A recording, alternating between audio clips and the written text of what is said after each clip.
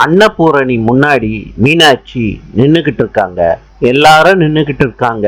ஜீவா வீட்டுக்கு வாசல்ல நிக்கிறாரு. எல்லாரும் பாக்குறாங்க ஜீவா வர்றத. மனோகர் சொல்றாரு, ஏண்டா அங்கேயே நிக்கிற, வீட்டுக்குள்ள வாடா.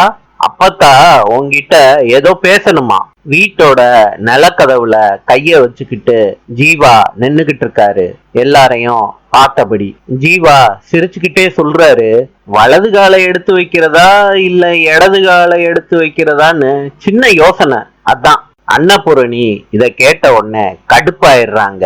தேவி சொல்றாங்க, நீ எந்த காலை எடுத்து வச்சாலும் சரி, இந்த வீடு விளங்காம தான் போகும், வாடா. ஜீவா சொல்றாரு, நல்ல விஷயத்துக்கு வலது கால் தான் கரெக்டா இருக்கும், இந்தா வர்றேன். ஜீவா வலது காலை எடுத்து வச்சு வீட்டுக்குள்ள வர்றாரு. தங்கபாண்டி சொல்றாரு, உன்ன உள்ள வர சொன்னது நல்ல விஷயம்னு யாரடா சொன்னது? ஜீவா சொல்றாரு, அப்பத்தா என்ன திடீர்னு என் மேல பாசம் வந்துருச்சா?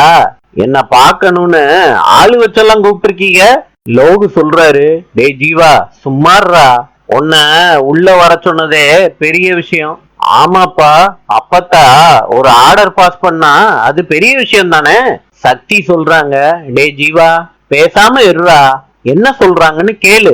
ஜீவா சொல்றாரு, அப்பத்தா என்ன மேட்டரு, எதுக்கு கூப்பிட்டு அனுப்பிச்ச? நாளை சந்திப்போம்.